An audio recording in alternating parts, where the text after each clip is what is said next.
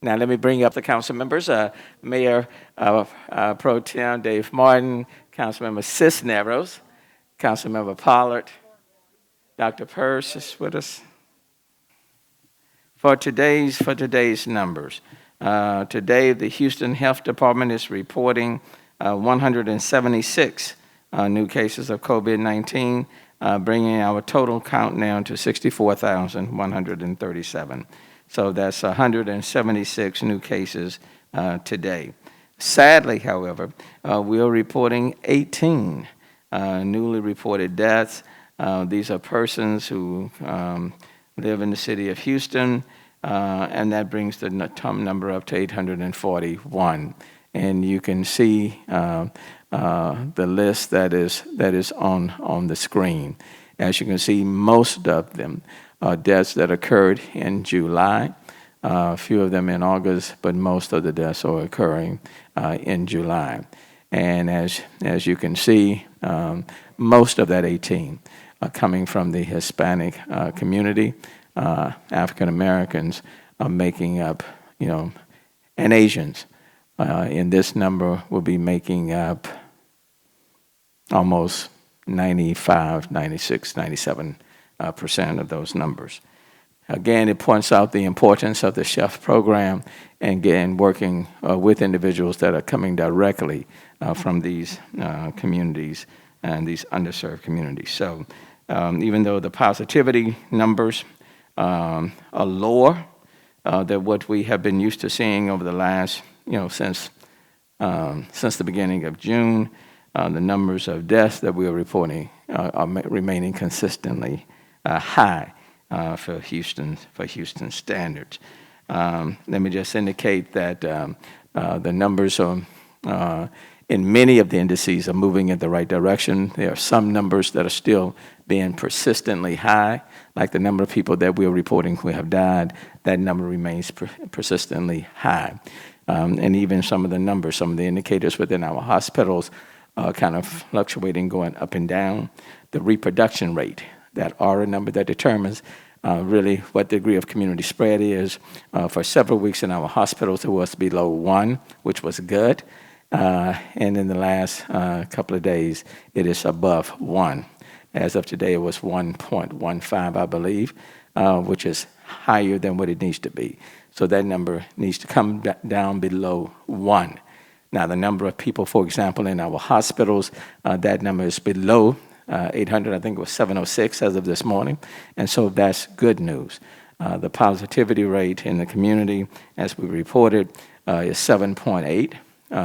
And that's a substantial drop from where it was, let's say, a month or so ago, which was as high as 23. But it needs to be at 5% and below, and it needs to remain at 5% or below. And we have not yet achieved that mark.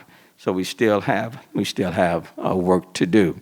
I say all of that to say this is not the moment for people to think that we have reached our goals, because we have not. The numbers in many of the indicators are better, but we have not yet reached the goal where we need to be. And so when we start talking about, opening up, let me just send a very cautionary note. We need to be very, very careful. And then, of course, we are getting ready to face the Labor Day weekend, and that's going to be challenging for us again. And I'm going to remind people about the importance of wearing these masks when you're in public and around individuals, the social distancing. I had a conversation with my staff just the other day, and they were saying, Mayor, it seems like in part people have now just tuned out. We say go get tested, there's plenty of capacity, but yet the numbers continue to remain low. And it seems like people have just tuned down. I don't know if people have simply just gotten very tired of the conversation, but be that as it may, this is a persistent, insidious virus that just will not go away on its own. And so where we come together and where we come together and we don't have on these masks and we're not engaged in social distancing, the virus will certainly remind you that it never left the scene and was just waiting for you to put your guard down, and all of a sudden, this is where we are. And to give you a case in point, for a week or so, a week or two, the hospitals, TMC, they were operating simply within phase 1 in the ICU beds. They were not in phase 2. As of this morning's report, they had slipped back to phase 2, okay? And so the point is that I want to make, as quickly as numbers can appear to come down, those numbers can start to swing right back up if you let your guard down and if you are not as persistent as this virus is. So as we approach the weekend, I'm again saying to HPD and to others that when you're out and about over the Labor Day weekend, if you're in public, in large gatherings, you don't have your mask on, I'm going to give you a quick warning. And then if you don't comply, the citation will follow. Okay, don't want to do it, but we have to bring this positivity rate down to 5% and below, and it needs to stay down, especially now that we're getting into the flu season. The other point I want to make is that you need to get the flu shot. In addition to being tested, you need to go and get your flu shot, okay? What we don't need is both colliding at the same time, and we are not doing our very best to fend off both. So please, please get your flu shot. Now, the Houston Health Department, in partnership with Rice University, Baylor College of Medicine, and CDC, is announcing plans to conduct a COVID-19 antibody testing survey. The antibody testing will determine if someone has had a past infection but not detect a current infection, and that is why it is still important to get tested.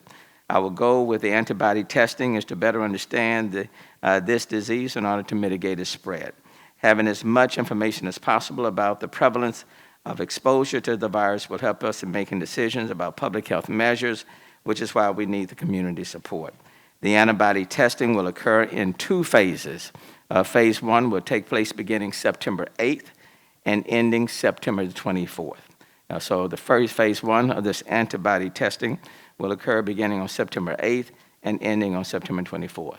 Phase 2 will start in the early part of 2021, and at that time we will provide you with specific details about the start of phase 2. So let me bring up, I guess today, 2 people, Dr. Persse, then followed by Dr. Lauren. You're speaking on it as well? Okay, so we're going to call up Dr. Persse. Someone called him earlier Dr. Shaw, and I just want to remind the people, get these names right. I had to correct that person who called him by another name.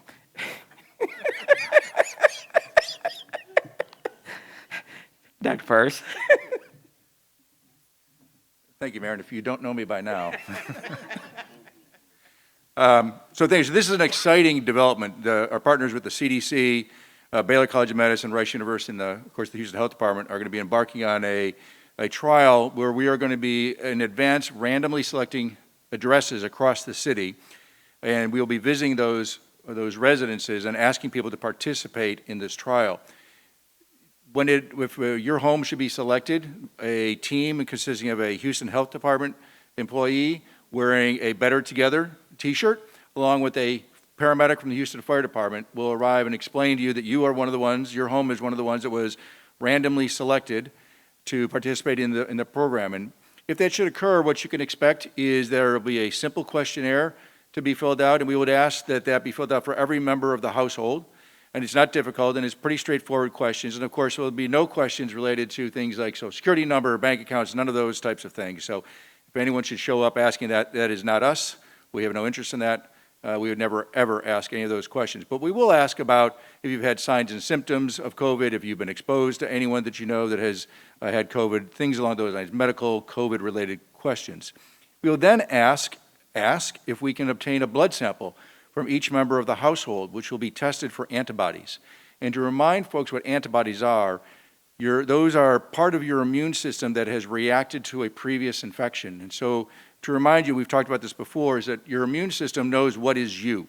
And as your body develops and as we grow and your immune system matures as a child, it comes to learn what is you, so that it then knows whenever something shows up which is not you, it will react against that. So whether it be a virus, a bacteria, a parasite, a foreign body like a stone or a sliver or something, your immune system recognizes that that is not you and reacts to it. Now, it takes a little bit of time between when you first get infected and when your immune system develops that reaction. And in that reaction, your body will develop antibodies. And so in the acute phase, the antibodies help get rid of the infection, but then it's also sort of like an immune system memory, so that if you get exposed to that again, there will be some antibodies around, hopefully, to get your immune system jump-started. And so that's what we're testing for. That's why this is not a test for an acute infection. This is rather a test to see if sometime in the past you were infected. And that's important to us to get an idea is across the community how many folks have been infected and to what degree of antibody response they have. Because as we move forward, we need to know this information to get an idea of what the virus is doing in our community so we can get ahead of it and control it. So this is what we're going to be asking. One is to fill out the questionnaire, and number two is for a blood sample. You will get the results of your test. It will take about 2 weeks, but you'll get the results of your blood test. We'll tell you whether or not they found antibodies in your blood. We will come back again in January, as the mayor said, and do this again. Again, there will be a random selection of addresses across the community. But in addition, folks who test positive the first time, we are going to ask you if you will participate with us again the second time, because we want to be able to see and compare what your antibodies are doing as time goes on. As I said, this is voluntary. We're doing it in relation with Rice University, the Kinder Institute, the CDC, and Baylor College of Medicine. And we really ask people to participate with this. It's obviously free, but it's going to really help us find out how this virus is behaving in the community and give us the intelligence, the information, the insight into what the virus is doing in our community so we can help get ahead of it and therefore get us all back on track. Thank you. And Dr. Hopkins, anything more to add? No. Okay. So again, this additional testing that will be taking place, or phase one will take place beginning September the 8th, and it will be ending September the 24th. Let me just say this. I want to briefly remind everyone that today is the last day for landlords and renters to apply for the city and county's rent relief program. The program is a lifeline to those who have fallen behind and cannot pay rent as a direct result of COVID-19, and you can find more information on the Baco Ripley website. And that's between the county and the city. We're talking about $60 million in rent relief. So please, this is the last day for landlords as well as tenants. So please apply for those dollars. So it'll give us an idea as to, because it's a sample, so we'll then have to extrapolate, give us an idea about how many people across the city we believe were previously infected. And because we're doing it across the city, we'll get an idea as to where, looking for neighborhoods where there may have been some more. So today, we estimate that. We've shown maps and we've shown the graphs, but that's based on people voluntarily going and testing. And so there's a bias there, right? So the bias is who decides to go and get tested. This way, we're going to be pre-selecting residences across the city, so it will eliminate that unintended bias that occurs with just looking at the people get tested. So it may give us a clearer view as to where the virus has been. How does the test, if at all, change the way the city approach fighting the virus? Well, so one of the things that we've been doing, as you've been seeing, is as we find neighborhoods where we think that the virus is particularly active, we've been sending teams in. We've had teams going door to door in some of the neighborhoods to try and educate folks and encourage them to get tested and so on and so forth. So this may give us a different view of things where neighborhoods may have been more severely impacted than we previously recognized, and so we'll redirect our efforts there. The other thing that I wanted to point out when we talk about antibody testing is that sometimes people get confused that if they have antibodies, so I want to remind folks that if you get tested for antibodies, that does not mean that you have any immunity necessarily. Right, it is part of your immune system, but we're still learning about this virus, and one of the things that we'll be learning with this, again with the secondary testing in January, when asking people if they'll get tested again, we will get some indications how long. So if you tested positive for antibodies here in September, and we test you again in January, and you no longer have antibodies, then that would, we're already seeing that. But the question is, we don't know, is that 20% of the population? Is that 50% of the population? Is that 70% of the population that loses their antibodies within just a couple months? Because a lot of folks think that, oh, I've got antibodies, I'm immune. Well, A, that's not necessarily true. And number two is, even if it is, we don't know how long it lasts just yet.